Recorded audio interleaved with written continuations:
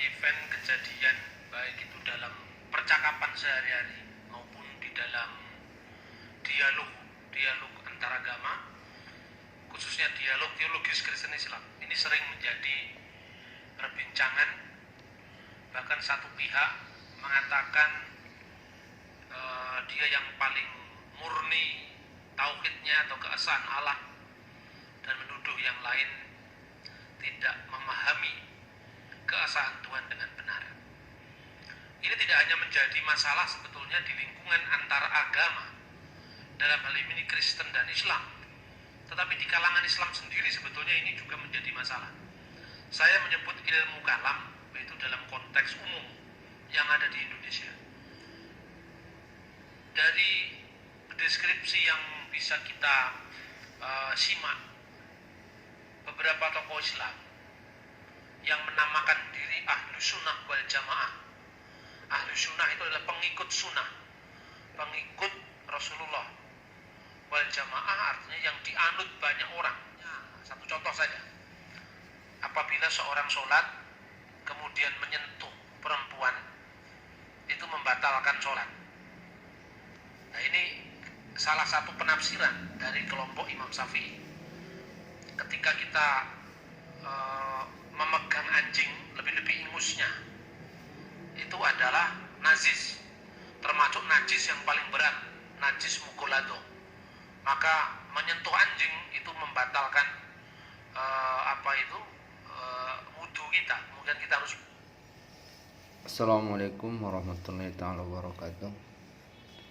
Alhamdulillah, alhamdulillahirabbil alamin, wassalatu wassalamu ala asyrafil anbiya'i wal mursalin wa ala alihi wa sahbihi ajmain. Pada video kali ini ya, kita ingin membahas dan mengupas kebenaran dari kata-kata Bambang Nursena ini. Apakah benar kata-kata beliau ini? Dan kita bisa buktikan bahwa banyak kebohongan yang dia lakukan dan banyak juga yang dia ungkapkan itu salah kaprah ya, bukan itu sebenarnya maksudnya.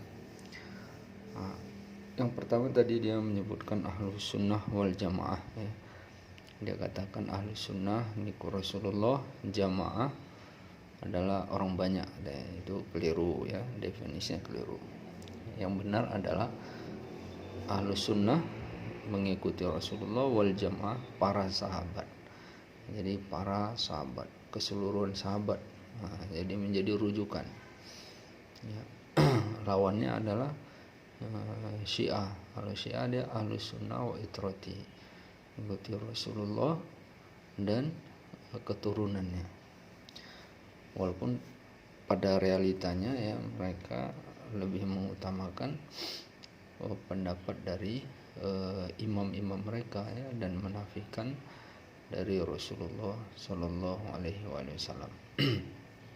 Kemudian dia menyinggung tentang fikih di dalam Islam ya, yaitu diantara Ahlus Sunnah wal Jamaah ini ya ada rujukan fikih ya, dan ada rujukan tauhid ya. Nah, kalau dia fikih di dalam mazhab Syafi'i ya, fikih di dalam Ahlus Sunnah wal Jamaah itu ada banyak sebenarnya, tetapi yang masyhur, yang ma'ruf itu dan yang bertahan dan bahkan disyaratkan oleh Rasulullah Sallallahu Alaihi Wasallam itu ada 4 ya, ini yang bertahan, yaitu Hanafi, Maliki, Syafi'i dan Hambali. Sedangkan selain itu sebenarnya banyak ya, ada mazhab Imam Hasan al-Basri, kemudian Sufyan Tsauri, ada mazhab al-Auza'i, ada Ibnu Hazm ya. Tetapi ada yang muncul hilang, tapi yang bertahannya hanya 4 ini yang terus bertahan dia, bahkan diisyarkan oleh Rasulullah hingga yaumil qiyamah. Kemudian tadi dia menyinggung di dalam mazhab Syafi'i ya, bahwa seseorang yang menyentuh anjing ya, lebih-lebih ingusnya itu maka termasuk najis mughalladhah, benar najis mughalladhah, dan membatalkan wudu. Ini keliru ya, tidak membatalkan wudu. Kita menyentuh najis nggak membatalkan wudu. Jadi menyentuh najis, sekalipun najis yang paling besar, wudu kita nggak batal, tetapi kita cukup membersihkan najisnya ya. Kalau dia najis berat, najis mughalladhah, kita harus sama, tapi wudunya nggak batal ya. Jadi menyentuh najis tidak bagian daripada membatalkan wudu. Ini kekeliruan dia ya. Tapi wajarlah, dia bukan orang Islam kan, tapi hanya sok tahu aja. Oke, kita lanjut. Wudu lagi, bahkan harus melakukan pembersihan yang lebih serius. Makanya di Indonesia jarang sekali, bukan hanya jarang, tidak pernah pesantren ngingu anjing, memelihara anjing itu tidak pernah. Tetapi perbedaan yang kontras kalau Anda lihat di Irak atau di Mesir, banyak tokoh-tokoh agama Islam itu memelihara anjing, bahkan di Saudi Arabia, karena mereka tidak menganut mazhab Syafi'i, tapi mazhab yang lain lagi. Ya, ini kekeliruan dia lagi ya. Memang di luar mazhab Syafi'i ya, itu ada yang menyentuh anjing itu tidak najis, yaitu mazhab Maliki. Tetapi di antara 4 mazhab hanya Maliki yang mengatakan menyentuh anjing, yang dalam mazhabnya menyentuh anjing tidak najis ya. Tapi kalau Hanafi itu najis, lebih-lebih Hambali ya. Hambali ini lebih keras lagi, dan ini adalah mazhab yang paling banyak atau dominan penganutnya adalah orang Saudi. Jadi dia katakan di Saudi ulamanya memelihara anjing ya. Itu keliru ya, itu tidak benar, karena saya 5 tahun di sana belum pernah melihat ada orang yang memelihara anjing ya. Anjing ada, tapi anjing liar, nggak ada yang punya ya. Jadi itu tidak benar. Oke, kita lanjut. Yang memperbolehkan anjing itu bukan najis. Nah, ini mazhab hukum Imam Malik, Imam Hanafi, Imam Hambali, Imam Syafi'i, ada 4. Tetapi dalam mazhab teologi, nah ini yang jarang muncul di permukaan. Mazhab teologi itu khususnya dulu muncul paham Mu'tazilah. Mu'tazilah itu dipimpin pertama kali oleh seorang yang bernama Wasil bin Atta. Dan Mu'tazilah itu muncul sebetulnya pertama kali lebih merupakan reaksi dari teolog-teolog Kristen sebetulnya.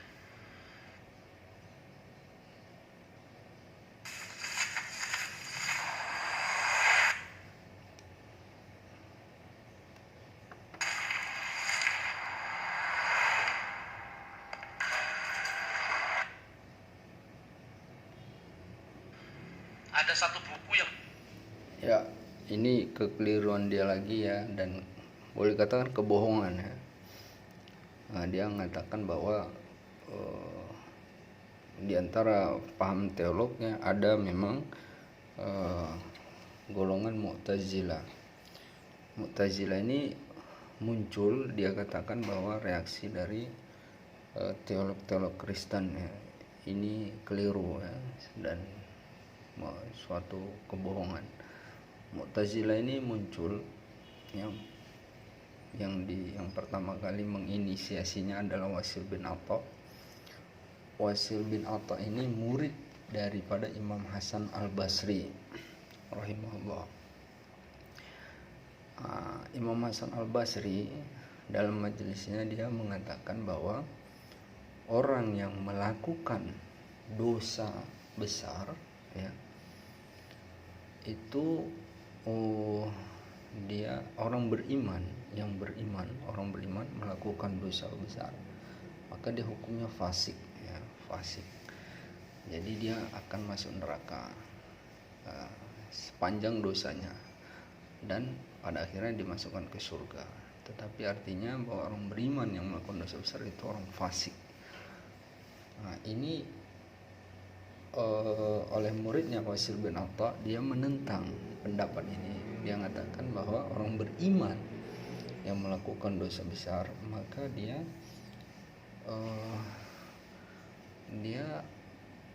digolongkannya manzila bainal manzilatain.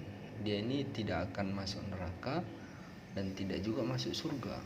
Jadi ada satu tempat yang bukan neraka dan surga, kata dia. Ya, padahal kalau merujuk Al-Quran tidak ada ini. Ya. Kalau di Al-Quran ya tempat kalau nggak neraka ya surga. Ya, jadi nggak ada tempat selain kedua ini. Ya. Nah, inilah paham Mu'tazilah. Paham Mu'tazilah ini diantaranya mereka ini menafikan sifat-sifat Allah Subhanahu wa taala. Kemudian mereka ini mengatakan Al-Quran itu makhluk, ya. Jadi tidak ada seperti yang dia katakan ini mengarang dia. Oke, kita lanjut. Cukup menarik dari kalangan Islam yang pernah diterbitkan, Sejarah Ilmu Kalam. Buku itu membahas tentang reaksi Wasil bin Atta terhadap pandangan Bapak Gereja Timur yang bernama Yohanes Damaskus. Nah, Yohanes Damaskus itu kira-kira gini supaya kita... Ya, ini dia menghubung-hubungkan ya. Memang Yohanes Damaskus ini adalah seorang rahib Nasrani, ya. Dia yang hidup di masa Bani Umayyah, ya, atau kekhalifahan Bani Umayyah. Dia mulai lahir pada masa Khalifah Abdul Malik bin Marwan dan dia wafatnya itu ketika Khalifah Hisham bin Abdul Malik, ya. Jadi lebih kurang generasi anak dari Abdul Malik bin Marwan yang keempat atau kelima, ya, Hisham bin Abdul Malik. Dan si Wasil bin Atta ini dia tidak menjelaskan buku apa, ya, bukunya nggak dia sebutkan di mana. Dan dalam buku-buku teolog atau tauhid ini itu tidak ditemukan cerita-cerita dianya, ya. Ini dan dia seperti mau menjustifikasi tentang masalah kalimatullah, tapi nanti kita bahas. Oke, kita lanjut lagi. Bisa memahami. Tentu ini akan saya bagi dalam 2 season minimal. Season yang pertama sekarang belum bisa menuntaskan seluk-beluk kerumitan pemahaman ilmu kalam dikaitkan nanti dengan Trinitas. Jadi kira-kira pada awal dinasti Umayyah setelah Nabi Muhammad, Abu Bakar, Umar, Utsman, Ali, kemudian pemerintahan negara Islam yang dulunya dipusatkan di Madinah dipindah ke Damaskus. Nah, pada awal-awal pemerintahan dinasti Umayyah itulah hidup seorang teolog yang sangat terkenal di dunia Kristen Timur khususnya, namanya adalah Yohanes Damaskus. Nah, Yohanes Damaskus itu sejak kakeknya dia mengabdi pada pemerintahan dinasti Umayyah, yaitu keluarga Mansur. Karena awal-awal pemerintah Islam itu membutuhkan administrator Kristen, intelektual Kristen, penerjemah Kristen. Makanya keluarga Mansur ini mulai dari zaman kakek, anak, sampai cucunya, yaitu Yohana Mansur atau Yohanes Mansur ad-Dimaski. Di Indonesia kalau Yohanes itu kan. Jadi dia ada terkeliru juga, ya. Jadi Yohanes Damaskus ini, ya, ayahnya itu yang bernama Mansur, ya. Jadi Yohanes bin Mansur ad-Dimaski. Jadi ayahnya bernama Mansur. Jadi yang pernah bekerja kepada Khalifah bin Umayyah itu ayahnya Mansur itu, yang pada akhirnya dia hijrah ke Yerusalem, ya, dan di sana dia mengabdi di sebuah gereja di Nirsaba ya, Nirsaba di Yerusalem. Oke, kita lanjut. Dikaitkan dengan Mansur, Yuhana Mansur ad-Dimashqi, yang meskipun akhirnya dia meninggalkan kehidupan politik, hingar-bingarnya dunia politik, lalu dia menyendiri menjadi seorang rahib atau biarawan di Dir Marsaba di Yerusalem. Itu kelihatan sekali kalau dari atas bukit itu di biaranya itu harus dinaik karena di atas bukit.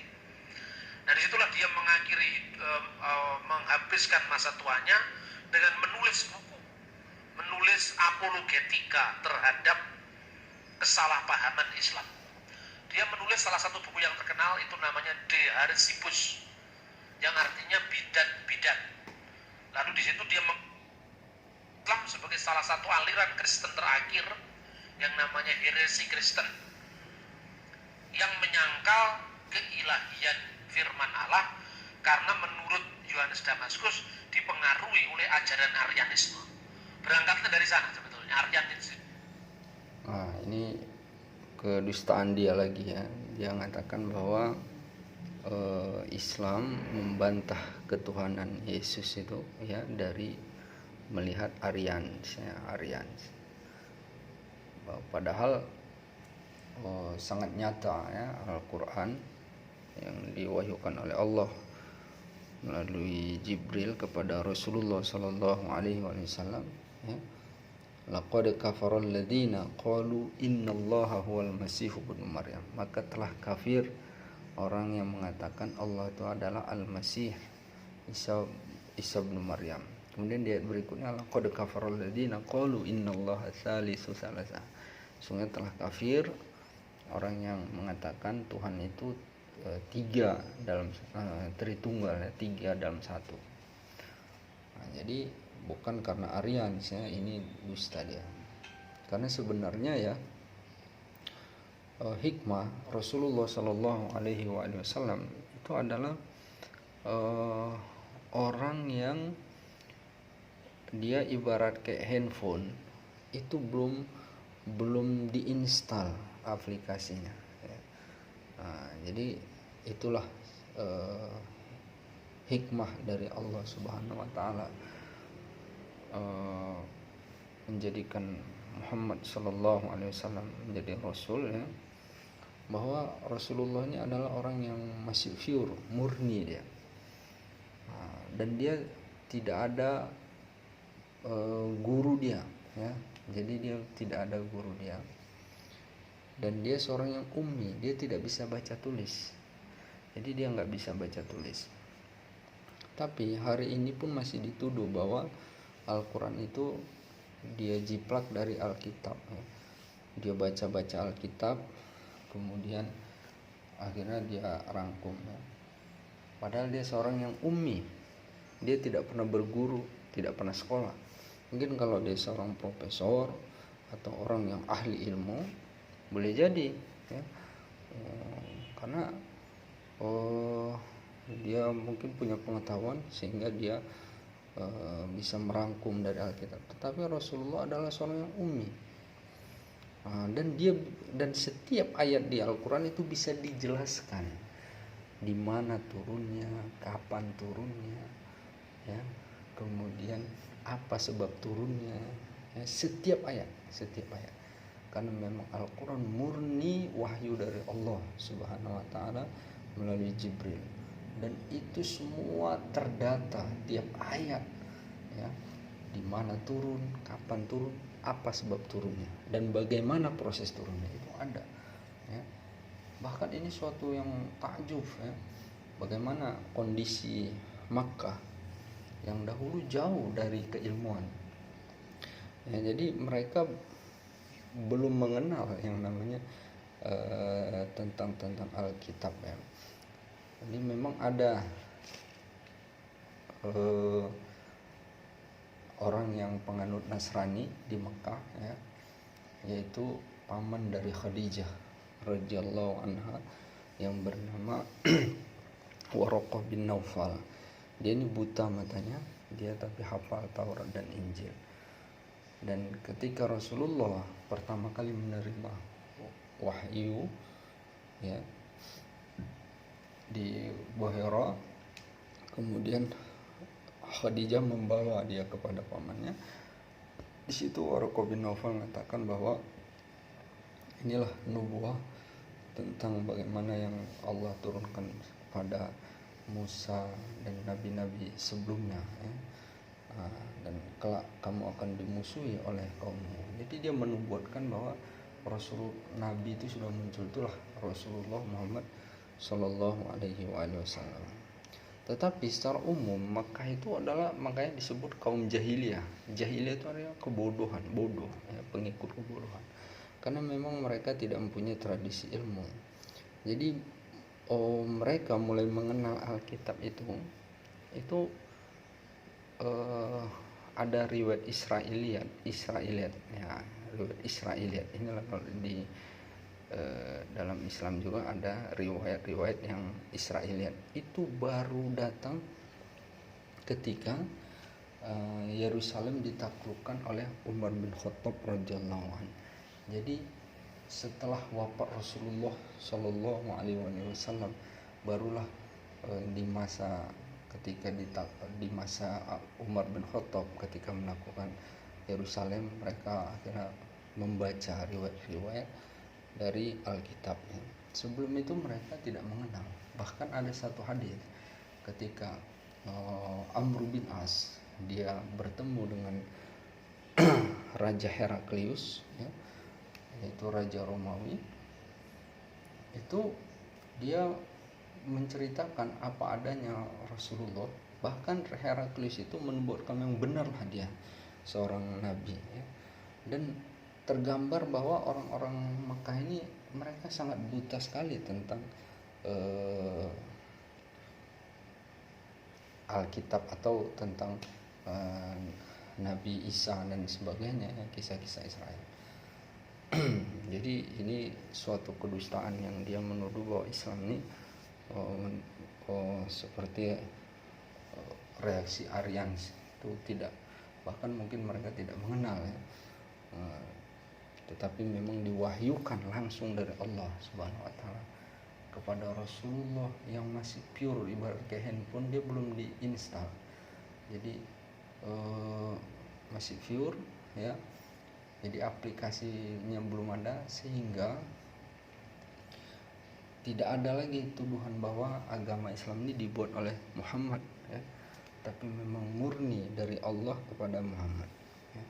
Maka aplikasinya Allah yang memasukkan.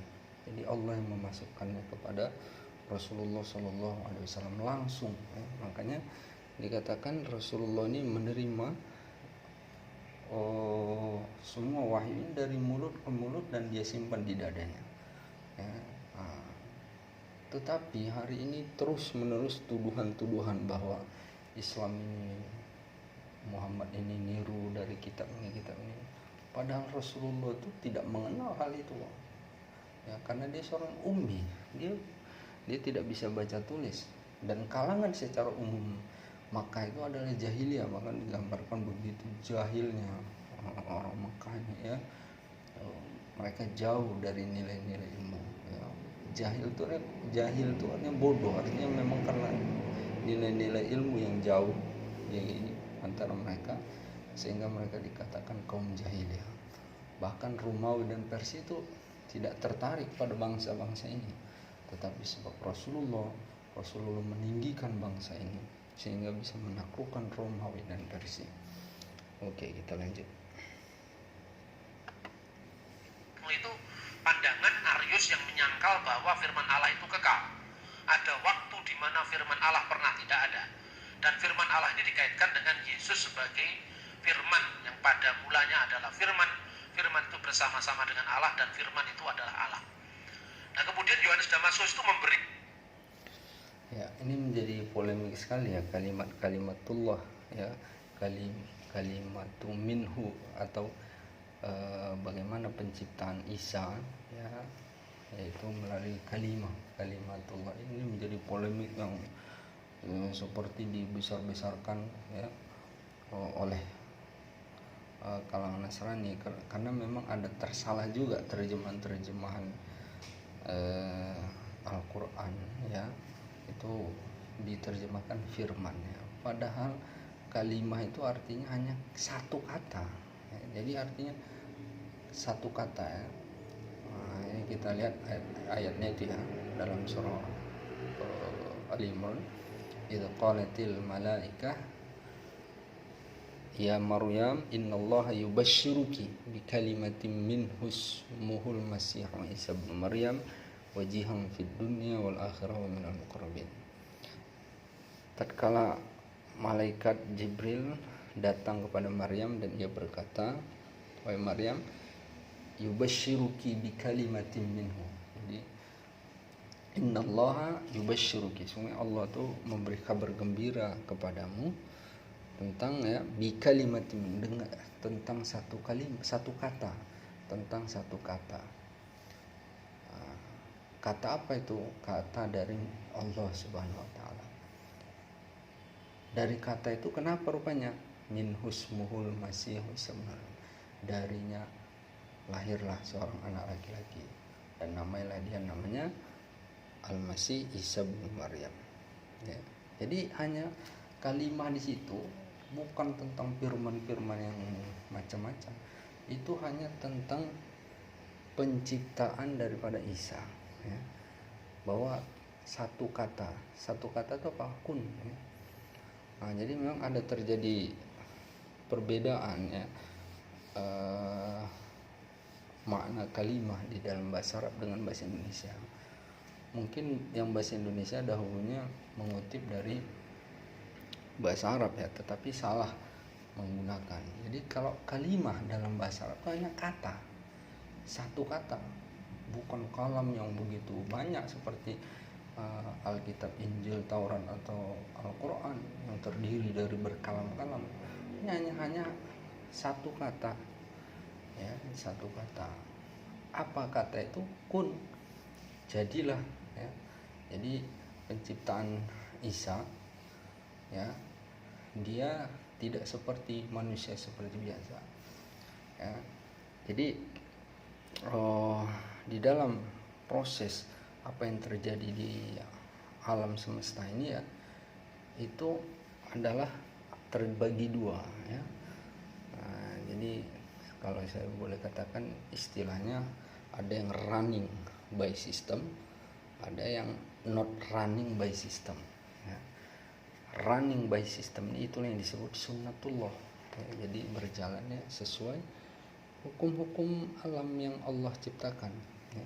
Bahwa adanya gravitasi bumi ya. Bahwa setiap benda yang dijatuhkan dia akan ke bumi ya. Kemudian bahwa apabila terjadi hubungan suami istri maka akan bisa lahir anak ya. Seperti inilah yang namanya sunnatullah. Kemudian ada yang dia di luar sunnatullah. Inilah artinya ada tindakan langsung dari Allah Subhanahu wa taala, artinya ada satu tindakan langsung, inilah yang dikatakan mukjizat ya, mukjizat Allah ya. Artinya dia walaupun dia berbeda secara sunnatullah, tapi Allah langsung, karena tidak ada yang mustahil bagi Allah ya. Allah Maha Kuasa dan Allah tidak terikut oleh hukum, walaupun dia yang membuat hukum, dia tidak ikut hukum itu karena dialah kekuasaan yang absolut, dia berkuasa, tidak ada letak salah sama dia, karena kesalahan itu hanya orang yang menyalahi hukum, dia tidak masuk di dalam hukum itu. Jadi artinya ini suka hati Allah ya. Dan diantaranya adalah bagaimana Allah menciptakan Isa yang dari ibunya yang tidak pernah melakukan hubungan suami istri, tidak melalui sperma laki-laki, tetapi muncul.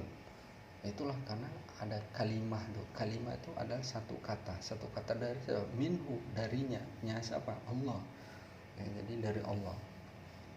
Sebenarnya selain Isa ya, Adam alaihissalam juga terciptanya melalui kalimah kun fayakun juga melalui kun fayakun, jadi maka jadi. Ya, jadi kalau dari hanya berdasarkan bahwa karena kata ini ya, jadi jangan lagi artikan firman walaupun itu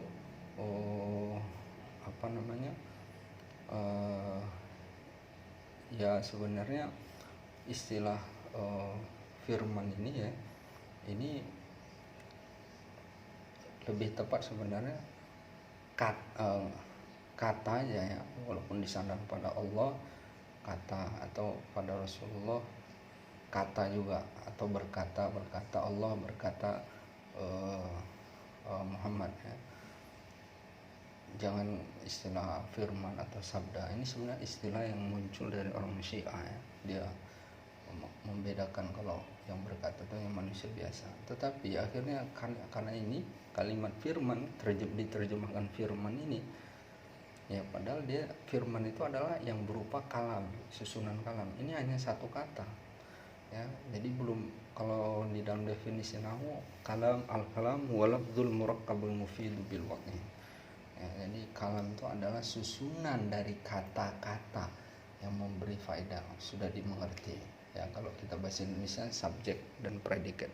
Kalau ini kan hanya satu kata yang belum membentuk kalam dan tidak bisa dipahami secara kalam karena dia satu kata ya. Kalau minimal satu kalam atau kalimat dalam bahasa Indonesia ya, itu terdiri subjek dan predikat. Ini hanya satu kata kun, jadi dia belum dikatakan kalam. Jadi sebenarnya nggak cocok juga dikatakan firman karena dia hanya kata. Kalau terjemahan Al-Quran berbahasa Inggris itu lebih benar, dia sebutkan one word, satu kata ya, one word. Jadi gara-gara ini ya, ini melebar-lebar. Jadi inilah menjadi landasan orang Nasrani bahkan mengatakan ini kata atau firman dari Allah, firman yang menjadi manusia ya. Padahal itu pun belum, tidak bisa dikatakan satu kalam yang sempurna, atau dikatakan kalam aja pun belum bisa, karena itu hanya satu kata ya.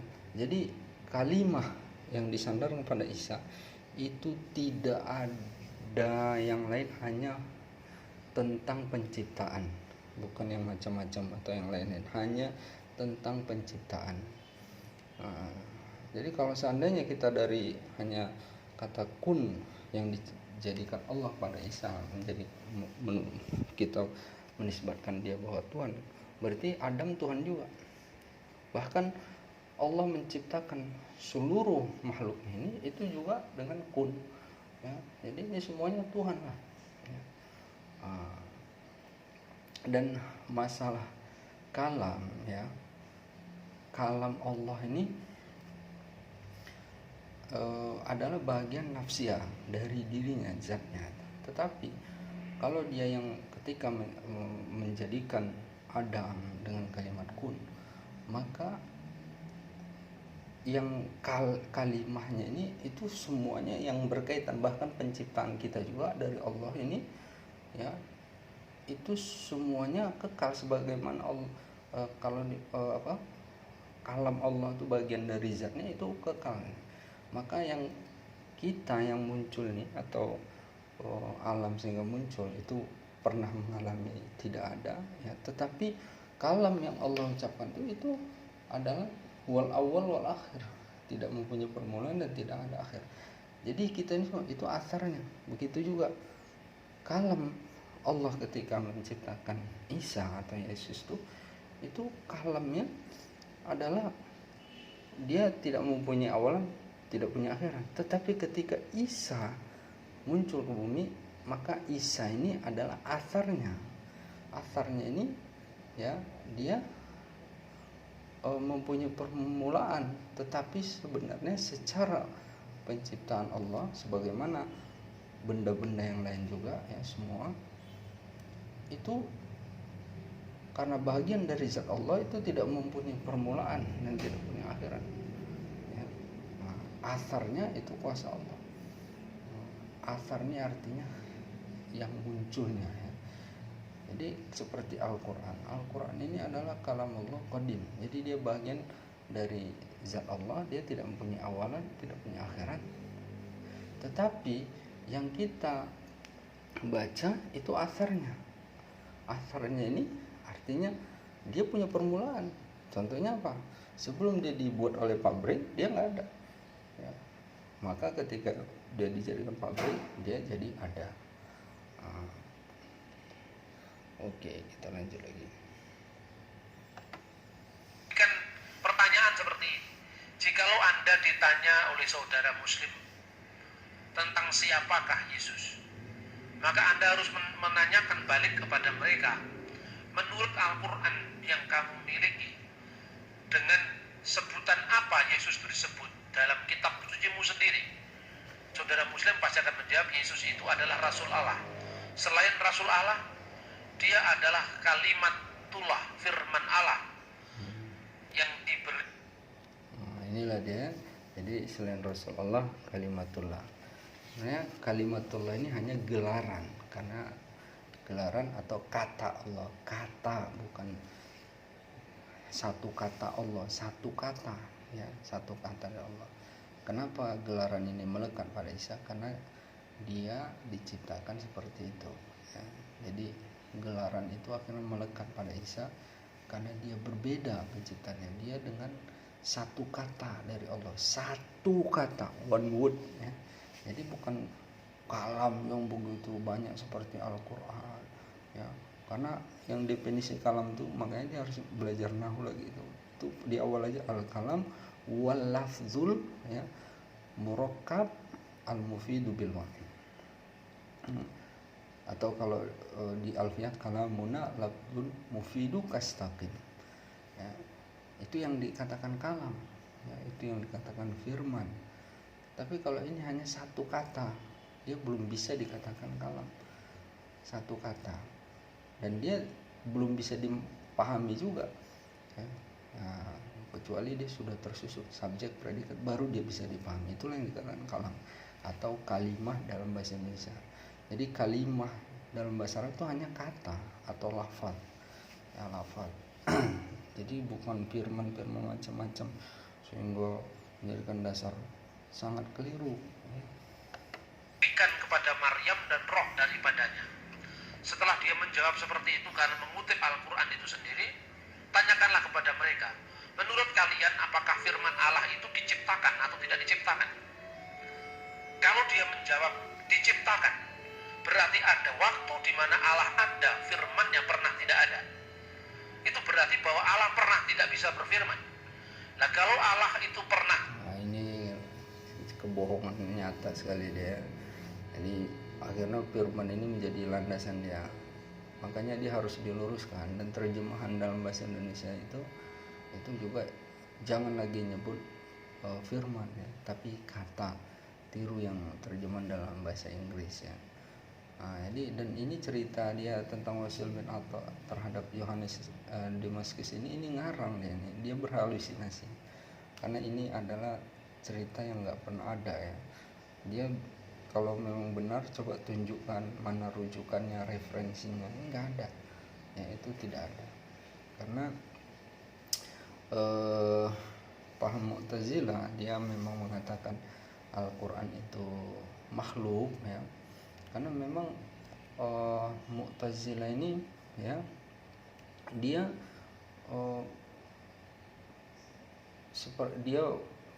seperti makanya dia digelar paham rasional, ya, rasional. Jadi dia seperti gambaran ringkas kita berpikir, ya. Contoh misalnya kayak kita kalau melakukan kebaikan, ya, itu dari Allah. Artinya kalau kita bertindak ini itu karena kita, jadi kita punya kuasa. Nah, jadi dia menafikan Allah pada seolah-olah jadi ada kehendak lain di luar kehendak Allah, jadi kehendak yang setara. Padahal semua tindakan itu dari Allah Subhanahu wa taala, baik jahat maupun buruk itu semua dari Allah, ya. Dan dia mengatakan bahwa takdir itu atau qadar itu nggak ada, ya. artinya semua harus usaha manusia. Jadi kalau manusia itu dia melakukan apapun itu memang karena dia menafikan Allah. Jadi ini keliru ya. Kalau ahlu sunnah jamaah ya, jadi ada paham lawan dia ini adalah Jabariyah. Jabariyah ini semuanya sudah tertakdir, jadi nggak usah lagi kerja karena memang udah tertakdir. Kalau dia menafikan dari Allah, maka Ahlussunnah wal Jamaah yang berjalan di tengah-tengah antara Jabariyah dan Qadariyah atau Mu'tazilah. Jadi dia berjalan di tengah-tengah, artinya semua ini memang kehendak Allah Subhanahu wa taala, tapi kita kan tidak tahu, bahkan tidak satu pun orang mengetahui takdirnya. Maka dia harus usaha ya, dia harus ada usaha, dia harus usaha ya. Masalah itu kan bukan urusan dia, itu urusan Allah, masalah takdir dan sebagainya. Oke, kita lanjut lagi. Tidak punya firman berarti Allah pernah tidak maha kuasa. Pertanyaan kedua, kalau seandainya firman itu diciptakan, dengan apa Allah menciptakan? Allah menciptakan dengan firman-Nya. Nah, ini udah jadi entah kemana-mana. Jadi hanya untuk satu kata tadi, ini firman-Nya. Kemudian firman-Nya Allah ciptakan dengan apa? Ya. Jadi seolah-olah dia menggambarkan Tuhan itu seperti kayak makhluk, bahwa dia menciptakan. Jadi semua yang zat Allah Subhanahu wa taala itu bersifat azali. Ya, dia tidak mempunyai permulaan, tidak punya akhirat. Artinya adalah bagian yang tidak terpisah darinya. Jadi bukan berarti ada satu benda untuk bahan dia di dalam membuat firman-Nya ya. Ini keliru sekali. Oke, kita lanjut. Apabila dia menghendaki sesuatu, dia hanya berfirman jadi, maka jadilah. Dalam Alkitab dikatakan jadilah terang, maka terang itu jadi. Nah, kalau firman-Nya diciptakan, dengan firman mana ia menciptakan firman itu tadi? Begitu Nah, juga ini bahasanya dia sebenarnya dia membuat bahasa-bahasa yang mengelirukan ya, untuk membenarkan ajaran dia yang sebenarnya sangat keliru ya. Sebenarnya teologi di dalam Islam itu sangat clear, jelas ya. Tidak bahkan setiap umat Islam ini diwajibkan ma'rifatullah, itu mengenal Allah Subhanahu wa taala. Ya, karena itu bahagian daripada rukun di dalam kita iman kepada Allah Subhanahu wa taala. Oke, kita lanjut lagi. lebih dahulu mana antara Allah dan Roh-Nya? Kalau dijawab lebih dulu Allah. Lebih dulu mana Allah dan Roh-Nya? Jadi seolah-olah dia Roh dan Allah ini suatu benda yang berbeda, terpisah ya, atau dia satu zat yang dia di dalam ini terpisah, seperti kayak ajaran mereka nih Tritunggal ini yang terpisah-pisah. Itu tidak terpisah, itu bagian dari zat Allah yang tidak terpisah ya. Berarti Roh-Nya pernah tidak ada. Selain wujudnya sudah ada, Roh-Nya belum tidak ada. Berarti Allah pernah mati. Karena pernah. Ini sudah dia mulai menggeser-geser supaya untuk membenarkan ajaran dia. Jadi Tuhan kok pernah mati? Tuhan tuh tidak pernah mati, bahkan tidur aja nggak pernah, ngantuk aja nggak pernah. Bayangkan kalau Tuhan ngantuk dalam 1 menit aja, gimana keadaan alam semesta ya, udah kayak mana-mana nih alam semesta. Kalau ngantuk aja Tuhan 1 menit, bagaimana kalau Tuhan digambarkan mati ya, apalagi kalau dia menjadi manusia. Jadi selama menjadi manusia, Tuhan terus yang ngurus alam semesta ini siapa ya. Jadi kalau ya kita bayangkan Nabi Isa atau Yesus itu meninggal usianya 33 tahun. Jadi kalau dia Tuhan, dia jadi manusia, Tuhan yang jadi manusia selama 33 tahun, yang ngurus alam ini siapa? Kemudian pas mati lagi, pas mati siapa yang ngurusnya ya, alam ini? Jadi Tuhan itu adalah tidak pernah mati di awal wal akhir. Nah, ini mereka ada mengatakan Yesus itu di awal-awal, tetapi sebenarnya itu tidak disebutkan Yesus dan bukan Yesus maksud ayat itu, karena ayat itu pun bukan di perjanjian baru, itu di Taurat. Ya, coba tanyakan di ayat itu kepada orang-orang Yahudi, apakah benar itu yang dimaksud Yesus, dan di situ tidak ada disebutkan Yesus. Inilah orang yang suka mengklaim-klaim, ya, mengklaim padahal tidak disebutkan di situ Yesus, dan ayat itu bukan untuk Yesus tetapi untuk Allah, ya. Jadi yang dia yang awal, dia akhir, itu dia yang Alfa dan Omega, itu bukan Yesusnya, ya. Dan di situ nggak disebutkan Yesus, tetapi di situ adalah Allah Subhanahu Wa Taala, karena itu juga bukan bersumber dari perjanjian baru, ya. Kalau dia perjanjian baru, ya, itu bersumber dari perjanjian lama, kitab Taurat. Dan Taurat versi orang Kristen kok bisa beda sama orang Yahudi, padahal yang murni menggunakan Taurat ini kan orang Yahudi. Oke, kita lanjut lagi. Tidak memiliki roh. Nah, tetapi kalau dijawab itu lebih dulu rohnya, lalu rohnya siapa? Kira-kira seperti itu. Nah, ini kan dia suka apa? Rohnya roh siapa dan sebagainya. Ini ada strategi supaya kita membuat lagi bingung, supaya dia dianggap hebat, ya. Padahal ini kalau saya melihat dia ini hanya pendusta yang sedang lagi mau mengelabui untuk menganggap dia hebat. Padahal tidak ada nilai hebat dari kalimat-kalimat dia, dan saya sangat-sangat siap untuk berdebat dengan orang. Maka kalau dia menjawab firman dan roh Allah itu sama kekal dengan Allah, kalau begitu kamu percaya dengan Tritunggal. Itulah Tritunggal yang kami. Jadi memang kita juga, ya, ketika kita diciptakan, jangankan Isa, kita, ya, itu juga kehendak Allah ketika menciptakan kita itu juga tidak bagian dari zat dia juga, ya. Artinya dia tidak mempunyai awalan juga dan tidak punya akhirat. Maka terciptanya kita ini asarnya kita yang muncul. Asarnya ini punya permulaan, punya akhirat. Begitu juga kalimat yang keluar ketika menciptakan Isa itu, dia tidak punya awalan, tidak punya akhirat, tetapi Isanya itu punya awalan dan akhirat. Buktinya apa? Sebelum dilahirkan oleh Maryam, Isa nggak ada, Yesus itu nggak ada. Maka ketika dilahirkan barulah dia ada. Nah, ya, baru dia ada. Nah, jadi sebenarnya proses penciptaan semua manusia ini sama, ya. Nggak ada yang berbeda. Cuman dia proses tadi ada yang running by system, ada yang not running by system, ada yang sesuai sunnatullah. Nah, kalau kita ini sesuai sunnatullah, ya, artinya seperti hukum alam lah, ya. Jadi melalui hubungan suami istri akhirnya lahirlah kita, ya, yaitu ayah dan ibu kita, maka lahir kita. Tetapi Isa dia tidak, tapi kuasa Allah Subhanahu Wa Taala. Ini yang disebut mukjizat. Begitu juga seperti Adam. Makanya dalam Al-Quran, inna masalah Isa indallah kamatsali Adam. Sebenarnya perumpamaan penciptaan Isa itu seperti Adam.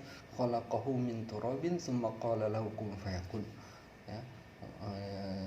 Allah menciptakan Adam itu bin turab, dari tanah. Kemudian Allah berfirman, qala tsumma qala. Kemudian Allah berfirman. Jadi Allah juga berfirman ketika menciptakan apa? Kun fayakun. Kun maka jadi, ya. Sebenarnya Isa sama juga, ya. Jadi kalau kita dari hanya bersumber dari kata ini terus kita mengklaim Isa Tuhan, berarti Adam Tuhan juga. Bahkan kita ini semua Tuhan, ya. Semua alam ini juga proses penciptaan, yaitu Allah jadi maka jadi. Jadi ini Tuhan semua. Itu keliru, ya. Oke, kita lanjut. Kira-kira seperti itulah argumentasi Yohanes Damasus. Kemudian Wasil bin Atta, itu pendiri aliran Mu'tazilah, itu kemudian menyangkal karena Kalau kita menganggap Quran itu bukan makhluk, kalau kita menganggap Quran itu tidak diciptakan, berarti ini sama aja dengan Kristen, katanya gitu. Orang Kristen mengatakan firman tidak terciptakan karena Allah menciptakan. Nah, jadi kembali ya, ini sebenarnya yang tadi udah saya jelaskan ya. Sebenarnya yang dikatakan firman itu apa? Kalam ya, kalam. Apa itu kalam? Kalam itu adalah yang seminimalnya ya terdiri dari muftada khobar atau bahasa Indonesia subjek predikat. Artinya ketika dikatakan itu orang yang mendengarkan udah paham. Misalnya saya makan, ini yang dikatakan kalam, saya makan. Tapi kalau dia hanya satu kata, saya apa, mau apa, saya mau apa, itu belum dipahami. Nah, jadi kalau firman yang dikatakan kalam, maka kalimah itu hanya satu kata, dia belum layak dikatakan firman ya, belum layak dikatakan firman karena dia hanya satu kata atau satu lafaz. Jadi kalimah dalam bahasa Arab itu artinya kata ya. Jadi kalau firman dikatakan kalam, kalimahnya belum layak dikatakan kalam karena dia hanya satu kata ya. Nah, lanjut. Diciptakan dengan firman-Nya. Kalau kita lihat Quran secara fisik itu memang diciptakan karena apa itu kertasnya itu bikin pabrik, huruf Arab itu berkembang, sesuatu yang berkembang diciptakan. Kan begitu? Nah, jadi ini dia tadi sudah saya jelasin. Jadi seluruh penciptaan ini oleh Allah Subhanahu wa taala ya. Selain Isa atau Yesus juga ya, alam atau kita juga itu kalam Allah itu juga di dalam Allah menciptakan kita juga itu sebagaimana zat Allah bersifat ajali yang tidak mempunyai awalan dan tidak punya akhirat ya. Artinya di dalam apa yang termaktub di pada Allah ya, baik dia bukan hanya menciptakan Isa, menciptakan seluruh alam, itu bagian dari kalamnya atau bagian dari zatnya, itu tidak mempunyai awalan dan tidak punya akhirat. Jadi tidak ada yang disangkutkan pada Allah yang dia punya awalan dan akhirat, itu makhluk. Laisa kamitslihi syai' ya. Atau di dalam sifat tauhidnya mukhalafatu lil hawadits. Allah itu tidak akan pernah menyerupai yang baru atau menyerupai ciptaannya yang punya awal ya dan punya akhirat. Nah, tetapi asarnya, itulah asarnya ya, atau bekasnya atau yang nampaknya, yang munculnya ke permukaan itu punya awalan, punya akhirat ya. Contohnya kita, akhirnya kita muncul, sebelumnya kita nggak ada, dan akhirnya kita nanti jadi nggak ada. Tetapi di luar kita, ruh kita ini ya, atau yang apa yang terkandung kita ini, itu adalah kekal. Makanya kita kalau meninggal masuk neraka atau masuk surga itu kekal ya. Ya, lanjut. Tetapi di balik yang tidak diciptakan itu, Quran itu adalah firman Allah yang kekal bersama-sama dengan Allah, karena Allah tidak mungkin pernah ada tanpa firman-Nya. Dan kira-kira seperti itu. Nah, argumentasi ini akan segera mudah ditarik untuk membela iman Kristen. Loh, kalau kamu sendiri bisa mengakui Quran itu nggak diciptakan, padahal Quran itu kertas itu dari pabrik kertas, dari pabrik lecas atau daripada larang, apa sulitnya kamu menerima firman menjadi manusia? Jadi sebenarnya bukan hanya Yesus ya, kita juga ya, dan seluruh alam ini asarnya, dan dibalik kita ini yang oleh Allah Subhanahu wa taala itu bagian dari zatnya yang tidak mempunyai awalan dan punya akhiran juga ya. Tetapi kita yang muncul ini asarnya. Begitu juga penciptaan Yesus. Yesus ini asarnya, dia mempunyai awalan, yaitu sebelum dilahirkan Maryam dia nggak ada ya, nggak ada di permukaan bumi. Nah, maka dilahirkan baru dia ada. Jadi tidak ada yang berbeda. Oke, lanjut. Loh, Yesus kan mati loh, kertas kan bisa terbakar juga. Kira-kira seperti itu. Dulu ayah saya sering pulang dalam keadaan mabuk dan memukuli saya setiap hari. Ibu saya sudah meninggal saat melahirkan saya. Itu. Maka Basil bin Atta mengatakan bahwa Quran itu tercipta. Tuh, lalu bagaimana ketika Allah mengatakan Allah menciptakan dengan firman-Nya? Sesungguhnya yang disebut firman, yang disebut kudrat, yang disebut irodat, itu adalah zat Allah sendiri. Itu hakikat Allah sendiri.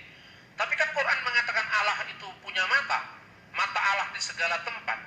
Allah mengatakan Quran mengatakan Allah menciptakan dengan kedua tangannya. Quran mengatakan Allah itu tangan Allah di atas mereka, artinya pertolongan Allah di atas mereka. Ini dia sudah entah kemana-mana dia nih. Ya, jadi udah kemana-mana. Jadi tentang masalah teologi, oke, nanti mulai ke situ ya arahnya. Jadi dia ada golongan di dalam teolog yang dia mengikuti makna zahir ya. Jadi kalau lihat tangan di Al-Quran itu dia artikan tangan, wajah diartikan wajah. Ini golongan tauhid yang diinisiasi oleh Ibnu Taimiyah, Syekh Ibnu Taimiyah ya. Atau kalau sekarang lebih dikenal Wahabi ya. Atau kalangan Salafi itu mereka seperti itu ya. Jadi dia tidak menerima takwil. Jadi tauhid ini nanti ya ada terbagi dua, ada yang menerima takwil, ada yang tidak takwil. Jadi kalau Asy'ari, Abu Hasan Al-Asy'ari, kita Ahlussunnah wal Jamaah, dia menerima takwil ya, karena dalam Al-Quran juga katakan kullu syai'in halikun illa wajhah, kan semua ini akan binasa illa wajah, kecuali wajah. Kalau dia diartikan wajah di situ berarti wajah Allahnya, badannya juga binasa, tapi di situ adalah zat Allah ya, artinya semuanya binasa kecuali zat Allah ya. Jadi bukan hanya wajah. Nah, jadi dia ditakwil. Oke, lanjut. Itu berarti Allah punya tangan, Allah punya mata, Allah punya wajah, Allah punya kedua tangan. Kan seperti itu. Maka jawabannya Basil bin Atta, Allah melihat dengan zatnya, dengan hakikatnya. Allah punya tangan, itu maha kuasa dengan zatnya. Allah melihat dengan zatnya, Allah mendengar dengan zatnya, bukan dengan telinganya, bukan dengan matanya, kira-kira seperti itu. Nah kemudian Asy'ari mula-mula ini menjadi pengikutnya Mu'tazilah, tetapi lama-kelamaan dia keluar dari Mu'tazilah dan dia mendirikan aliran teologi sendiri yang akhirnya disebut Asy'ariyah, yang nanti digabung dengan namanya Al-Maturidi ya. Maturidi itu pandangan teologisnya tidak jauh berbeda dengan Asy'ari, kemudian disebut Ahli Sunnah wal Jamaah. Nah kira-kira gaung perdebatan ini menggambarkan paralelisasinya dengan ketika gereja menghadapi Arius. Arius itu seorang imam dari Iskandaria yang mengajarkan bahwa Yesus itu lebih rendah dari Allah Bapa. Karena apa? Yesus itu ciptaan Tuhan, ciptaan Allah. Padahal Alkitab dengan tegas mengatakan Yesus itu firman Allah, dan firman itu yang menciptakan segala sesuatu. Tidak mungkin firman itu tercipta. Nah, makanya kemudian dihadapi oleh sebuah konsili atau muktamar besar yang diadakan di istana musim panasnya Konstantin, Kaisar Roma saat itu, yaitu di kota Iznik. Sekarang waktu namanya Nisea. Di sanalah kemudian dirumuskan yang namanya Regula Fide atau Kanun Al-Iman atau pengakuan iman panjang, yang berbunyi nu'minu bi'ilahin wahid, aku percaya kepada Allah yang esa, Bapa yang maha kuasa atas segala sesuatu, yang menciptakan segala sesuatu, baik yang kelihatan maupun yang tidak kelihatan, dan percaya kepada satu Tuhan yaitu Yesus Kristus, anak Allah yang tunggal, yang lahir dari Bapa sebelum segala zaman, Allah dari Allah, terang dari terang, Allah sejati dari Allah sejati, dilahirkan tidak diciptakan. Kenapa? Baru Super Sol Karbo Wangi Eucalyptus, efektif bunuh kuman. Super Solution. Cepat. Enggak. Wisata kulineran di rumah aja tinggal pakai janji. Di Food Discount GoFood. Kenapa dilahirkan? Firman itu sebelum Allah menyatakan diri melalui sang firman. Jadi tidak seorang pun pernah melihat Allah, Yohanes pasal 1 ayat 18. Tapi anak tunggal yang di pangkuan Bapa, dialah yang menyatakannya. Apa maksudnya anak tunggal yang di pangkuan Bapa? Firman Allah yang bersama-sama dengan Allah, dan firman Allah itu adalah Allah. Yesus sudah ada sebelum Abraham. Yesus sudah ada sebelum langit bumi tercipta. Karena apa? Sebagai firman Allah, Yesus mencipta semuanya, kan gitu kan? Nah ini sebenarnya sangat ngarang ya. Jadi dia ajaran kenabian ini sebenarnya dia tidak jauh berbeda ya. Kalau kita melihat tauhid Yahudi dengan Islam itu nggak jauh berbeda, karena dia bersumber dari yang sama ya. Begitu juga ajaran Nabi Ibrahim, Daud dan sebagainya. Tetapi mengapa ketika Isa ini berbeda dari semua ajaran nabi-nabi, ajaran nabi-nabi atau rasul-rasul dari Allah Subhanahu wa taala ya, sangat berbeda. Karena ini dia ya, agama ini sebenarnya sudah tidak dikatakan agama samawi lagi ya. Dia sudah dibuat, itu tadi yang dia katakan konsili Nicea itu. Nah, itu situlah agama itu dibuatnya ya. Dibuatnya di situ ditunjuk bahwa Yesus itu jadi Tuhan ya. Jadi Yesus Tuhan. Bagaimana kita dulu bisa hidup bareng itu ya, atau masyarakat yang pernah hidup bersama dengan Yesus, ternyata dia rupanya hidup sama Tuhan. Dia jalan ya, dia makan sama Tuhan ya, dia bercengkrama sama Tuhan. Ini sudah sangat keliru ya. Dan Tuhan itu munculnya di konsili itu ya. Padahal kalau kita melihat ajaran-ajaran nabi-nabi yang samawi itu hampir sama ya. Kalau kita lihat tauhidnya orang Yahudi dengan Islam itu nggak jauh berbeda. Dan Yahudi sendiri itu nggak mengakui Yesus ya, jangankan untuk Tuhan ya. Bahkan orang Yahudi Mesias pun itu mereka tidak mengakui bahwa Isa itu Mesias sebagai Al-Masih. Umat Islam mengakui ya. Bahkan di Al-Quran juga sangat jelas dalam Az-Zukhruf 61 itu dikatakan wa innahu la ilmul lisa'ah ya, dan sesungguhnya ia Isa sungguh menjadi tanda-tanda atau pengetahuan. Ini dikelirukan sama orang Kristen. Dia katakan bahwa ayat ini artinya sungguhnya Isa itu mengetahui hari kiamat.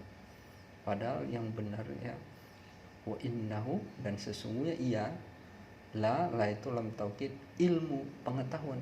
Udah bahasa Indonesia pun sungguh menjadi pengetahuan lisa'ah, bagi datangnya kiamat. Artinya dia menjadi pengetahuan bagi kita. Ketika muncul Isa, berarti tanda bahwa kiamat itu udah gak lama. Karena ini dimaktubkan dalam Az-Zukhruf 61. Jadi Isa muncul itu menandakan kiamat sudah tidak lama. Bukan Isanya mengetahui kiamat. Yang mengetahui kiamat itu hanya Allah Subhanahu wa taala. Ya. Jadi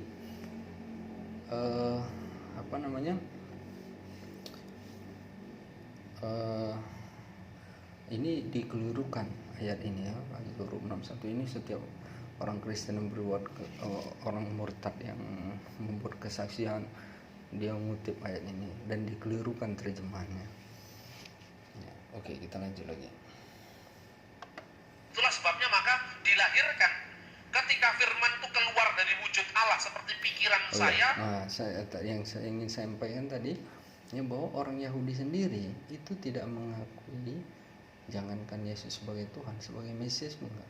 Bahkan orang Yahudi sendiri itu menganggap sangat rendah sekali seorang Yesus ya. Jadi kalau dia katakan bahwa Yesus ini lahir dari seorang ibu, orang Yahudi katakan sungguhnya Yesus itu juga lahir dari seorang ayah berarti dia akan menghina. Ya, artinya juga lahir dari hubungan suami istri, kata orang Yahudi. Kalau dia katakan seperti itu, berarti Maryam yang tidak pernah menikah itu dia tuduh melakukan perzinahan. Inilah pandangan orang Yahudi. Keluar dari diri saya menjadi kata-kata. Sebelumnya kata-kata saya, pikiran saya sudah ada bersama. Nah, ini sebenarnya itu ya terbantah. Dia katakan kata-kata. Artinya kata-kata itu lebih dari satu. Padahal penciptaan Yesus ini hanya satu kata. Ya, satu kata, yaitu kun, dan tiada kalimah yang disandarkan pada Isa, kalimatullah itu hanya tentang penciptaan, bukan tentang firman yang jadi manusia. Ya, hanya tentang penciptaan dia, seumpama penciptaan Adam. Ya, Adam juga qala, Allah berkata. Jadi firman Allah juga, inna masalah Isa indallahi kamitsali Adam khalaqahu min turab summa qala. Kemudian Allah berkata kun. Ya, jadi sama, penciptaan Adam dengan Isa itu sama. Jadi kalau seperti itu, Adam Tuhan juga lah. Nah, ini sangat keliru ya. Oke, kita lanjut lagi. Dengan diri saya, keluarnya pikiran saya dari diri saya ini tidak sepertinya keluarnya benda dari benda lain. Saya bisa mengeluarkan sebanyak mungkin pikiran saya, tapi pikiran saya tidak pernah habis. Firman Allah bisa turun menjadi manusia, tapi firman Allah yang di surga tetap ada. Karena jadi firman berarti kan digambarkan olehnya, firman ini atau kalam yang begitu banyak dari Tuhan ya, yang tidak pernah habis. Padahal dalam Isa ini hanya satu kata, ya, hanya satu kata. Itu pun belum layak dikatakan kalam, karena kalam ini adalah suatu yang seminimal dalam bahasa Indonesia itu adalah terdiri dari subjek dan predikat, dan orang yang mendengarnya itu sudah paham dia. Ya. Tapi kalau satu kata atau satu lafaz itu belum dikatakan kalam. Oke, lanjut. apa? Firman Allah itu keluar dari Allah tanpa meninggalkan Allah. Lo kok bisa? Karena Allah itu bukan bakpao, Allah itu bukan benda, Allah itu bukan manusia yang terikat ruang dan waktu. Allah itu adalah roh, dia bisa hadir di segala tempat. Jadi Allah itu katanya roh ya. Itu keliru ya. Jadi roh ini sebenarnya kalau dalam bahasa Arab artinya angin ya. Angin. Jadi kita ini terdiri dari jasad kita dan ruh ya. Nanti ketika kita meninggal, ruh kita berpisah dengan jasad kita. Jadi ruh ini seperti angin. Jadi kalau kita menembus dinding, melewati dinding, kita nyangkut. Tapi kalau ruh, dia lewat, karena dia sesuatu bukan yang terdiri dari partikel-partikel padat ya. Dia kayak angin, nggak nampak pun ya. Jadi Tuhan dia gambarkan seperti itu, ruh itu yang tidak seperti angin gitu. Jadi dia tak ada jasadnya ya, dia tidak berbentuk ya. Ini keliru ya. Sungguhnya Allah itu adalah zat, substansi ya, substansi, bukan ruh. Ruh yang seperti kita, ruh kita yang ketika lepas ya. Kalau kita ketika ruh kita lepas, maka kita nggak ada artinya udah mati ya, udah jadi nggak bisa ngapa-ngapain ya. Oke, lanjut. Bang saja jawabannya. Ketika Arius mengatakan bahwa firman itu diciptakan, tidak mungkin firman itu diciptakan. Maka di akhir diktum Konsil Nisia itu, dan kami percaya pada Roh Kudus, titik. Belum dijelaskan Roh Kudus itu dari mana, hubungannya dengan Bapa atau wujud Allah seperti apa, hubungannya dengan firman atau putra Allah seperti apa. Aku percaya kepada Roh Kudus, titik. Dan kepada orang yang berkata, pernah ada waktu di mana firman Allah pernah tidak ada, atau diciptakan dari ketiadaan, diciptakan dari tidak ada menjadi ada, atau dia memiliki hakikat lain dari wujud Allah, atau dia bisa rusak, atau bisa berubah, bisa bergeser. Maka terhadap ajaran yang demikian, gereja yang satu, yang kudus dan yang apostolik mentahrim atau menyatakan semuanya adalah sesat. Nah, ini sebenarnya ya, penciptaan agama Nasrani ini murni itu adalah dibuat oleh Raja Romawi, ya, Raja Romawi ini, dan dia dipengaruhi. Jadi di masa dahulu ya, dan kita bisa lihat juga saat sekarang ini itu orang-orang dahulu ini dia selalu berhajar pada Tuhan. Artinya dia tidak bisa hidup tanpa Tuhan ya. Artinya walaupun dia belum mengenal Tuhan secara benar, dia mencari sebagaimana Ibrahim dia mencari Tuhan ya. Falamma ra'al qamara bazighan qala hadza rabbi, tatkala dia melihat bulan, oh inilah Tuhan katanya. Falamma afala qala la illam yahdini rabbi, maka ketika hilang, oh ini berarti bukan. Begitu ya ketika dia lihat matahari, oh apakah ini Tuhan, tapi tak akhirat terbenam ya, oh ini berarti bukan. Artinya bahwa manusia ini berhajat untuk mencari Tuhan. Maka nenek-nenek moyang kita dahulu yang belum mengenal ajaran secara benar itu, mereka selalu menyebutkan Tuhannya itu ada tiga ya, ada tiga. Kalau dalam Hindu Tuhan itu tiga ya, Trimurti. Begitu juga orang kafir Quraisy dahulu itu tiga ya, yaitu ada tiga berhala mereka, yaitu Lata,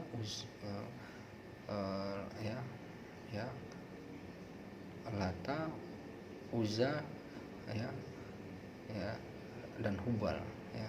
Kemudian begitu juga orang kerajaan Romawi ya, itu dewanya ada dewa Jupiter ya, kemudian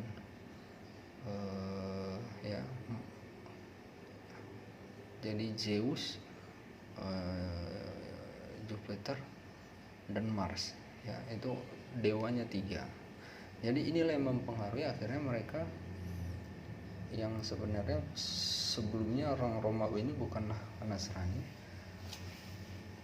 Kemudian pada konsili 325 itu rajanya ini sebenarnya hanya untuk menguatkan kekuasaannya. Jadi dia menerima ajaran setempat ya, tetapi dengan versi dia.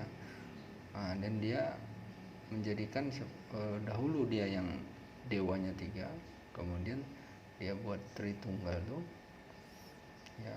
Jadi sekalipun dia percaya kepada Yesus, tapi dia yang merumuskan. Jadi Tuhan itu tetap tiga ya, tiga dalam satu. Ini sebenarnya saya baca juga di dalam tulisan oleh orang Kristen sendiri ya, situs orang Kristen itu dia saya lihat ini yang menulisnya Kristen Advent ya, situsnya Agape. Nah, itu bisa kita lihat sebenarnya, kita bisa baca. Oke, kita lanjut. Itu tahun 325. Jadi jauh sebelum ilmu kalam Islam itu muncul. Nah, akhirnya dalil bahwa firman Allah tidak diciptakan itu kemudian digemakan kembali oleh ahli sunnah wal jamaah, khususnya Imam Asy'ari ketika menghadapi aliran Mu'tazilah yang seperti Arius menyangkal firman Allah itu tidak kekal karena firman Allah itu ciptaan, Quran itu ciptaan. Maka kemudian ada ungkapan man khola innal Quran makhlukun fahuwa kafir. Barang siapa mengatakan bahwa Al-Quran itu diciptakan, maka dia kafir. Jadi sangat jelas ya, Al-Quran itu kalamullah, artinya bersifat azali sebagaimana Allah. Jadi yang kita pegang ini asarnya ya, asarnya ini bersifat makhluk, asarnya ya. Nah, begitu juga kita ini ya, itu pada Allah menciptakan kita melalui perkataannya ya, dia menciptakan kita bahkan alam semesta ini itu, dia apa yang terkandung dari kata dia itu ya, itu tidak mempunyai awalan dan tidak punya akhiran. Tetapi kita juga, kita yang diciptakan ini asarnya kita punya, asarnya ini makhluk ya, tapi asarnya ini akan hilang. Tapi yang apa yang terkandung kita, ruh kita ini terus ya, kekal ya. Makanya kita nanti kholidina fiha, baik di neraka maupun di surga. Jadi makanya sangat merugi kalau kita masuk neraka ya, kita kekal. Ya Allah, begitu menyedihkan ya, kita kekal tapi masuk neraka. Tapi kita berusaha supaya masuk surga Allah Subhanahu wa taala. Mungkin sampai situ dulu ya, supaya dia jangan terpanjang. Nanti kita lanjutkan lagi pembahasan tentang pidato atau kata-kata dari Bambang Nursyana ini. Demikian, assalamualaikum warahmatullahi taala wabarakatuh.